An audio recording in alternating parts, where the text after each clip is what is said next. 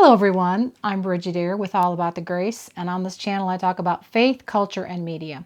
And I've had a lot of viewers and people that listen to the podcast or the YouTube channel ask me to do another video on grief and the holidays. And I've done a couple of these videos, and I wanted to just do another one. So, and I want to talk to you about grief can be particularly, and the type of grief I'm talking about here is the loss of a loved one. And during the holidays, it doesn't matter if it's been a long time ago when you lost somebody or if it's been more recent. Grief during the holidays can be particularly difficult just because of all the things that bring back memories of that person that you're missing. And just kind of a little aside, a lot of the things I'm going to talk about are from tips that I've gotten from Catholic mental health professionals over the years, as well as my own experience in what I've done in missing a loved one. Just recently, we lost our father-in-law just about a month ago, so that's fairly fresh. And then about 25 years ago, or a little bit longer than that, I lost a fiance who I'd been dating for 3 years, who died suddenly of a heart attack, which completely turned my world upside down.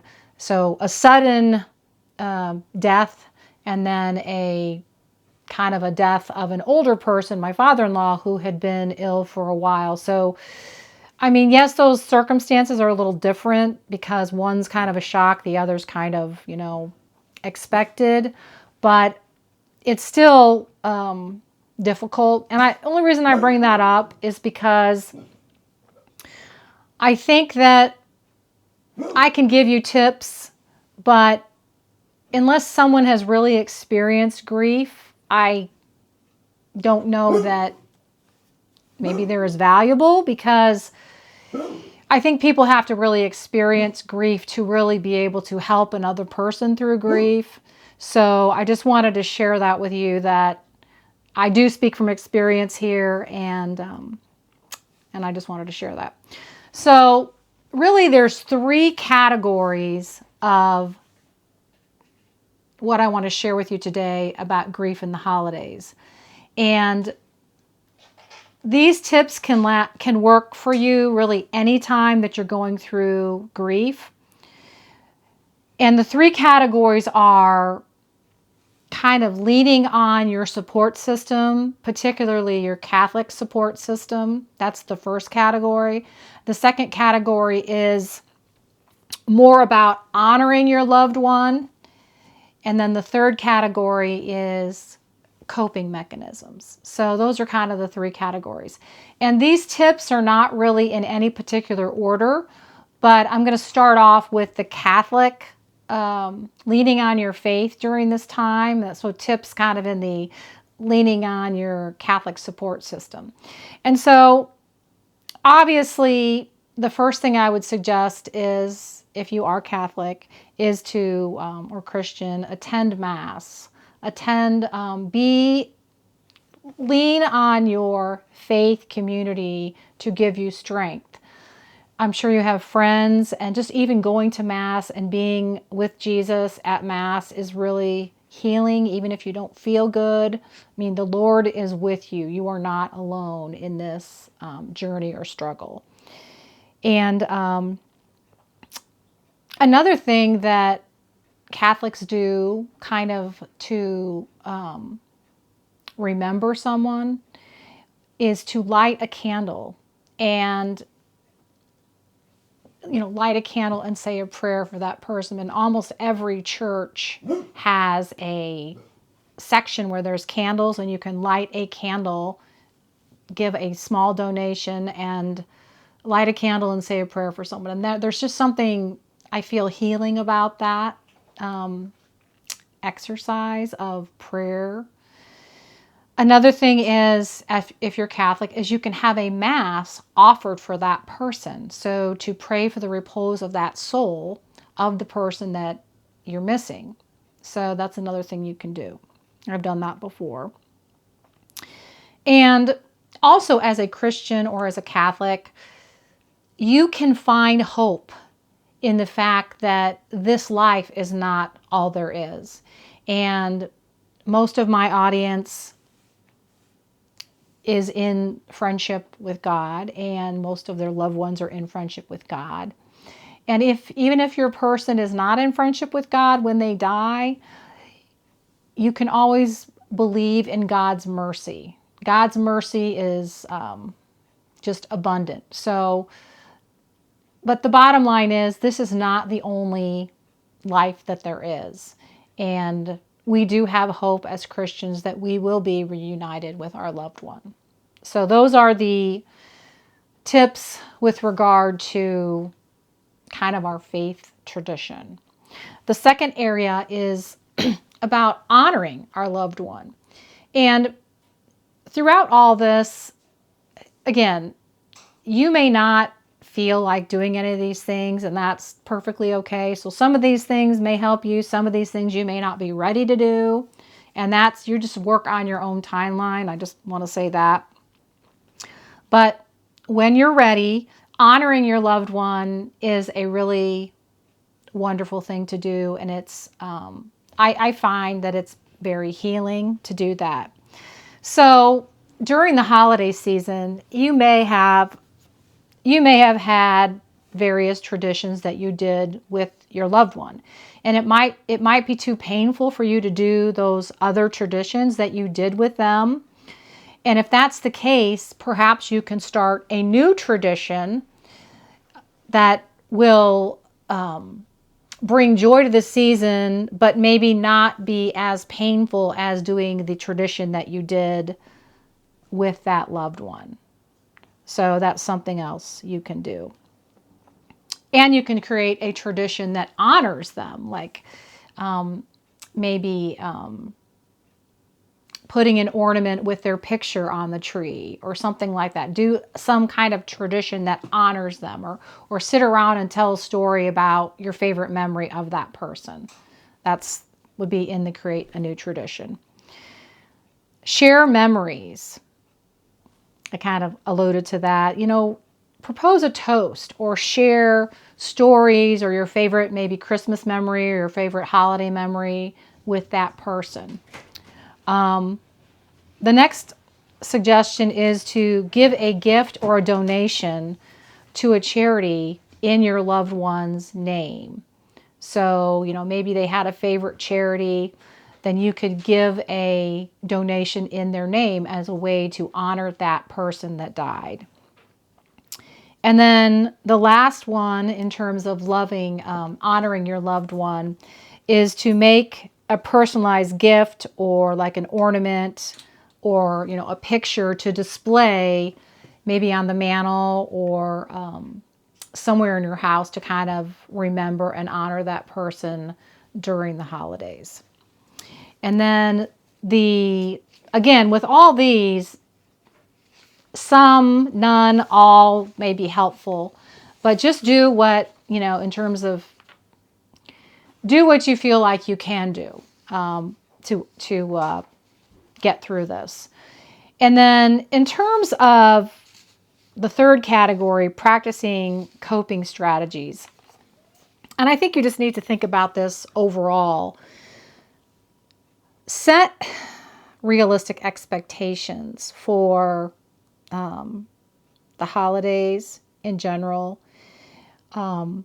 I recently talked to someone who had lost someone, and, you know, he did not feel like really doing much of anything. And I respect that, you know, but be honest with yourself about, and with others about what you are up to doing during the holidays, you know, depending on when the person you loved died. I mean, you just may not be ready for that. It's okay. Set boundaries. It's okay to say no to invitations, maybe leave a little early or something like that. So, and it's okay to feel sad. You're going to feel sad. If you loved someone and you've lost someone, you're going to feel sad. And it's okay to feel sad, and it's actually good to feel sad, and you need to give yourself permission to feel sad. It's, you know, it's okay. Anger, whatever. You're going to feel a wide range of emotions during this time. And it's okay to laugh too. You know, there's going to be things in all this that are also funny. So just allow for all your feelings to happen. And I would say one of the most important things is to really practice self-care. So make time for yourself, try to get sleep, eat healthy, exercise. I mean, you're not necessarily going to feel like it, but I mean, if you can kind of at least get yourself going and try to make those healthy choices, it's just going to make you, it's going to help you in the grieving process, but just be good to yourself, you know. Take breaks when you need to take breaks. And, you know, really reach out to your friends and family members. Talk to them. You know, maybe even consider joining a support group. I know some people, sometimes it takes a year to get into a support group after you've lost a loved one, you know. But I will say that those are helpful to do something like that.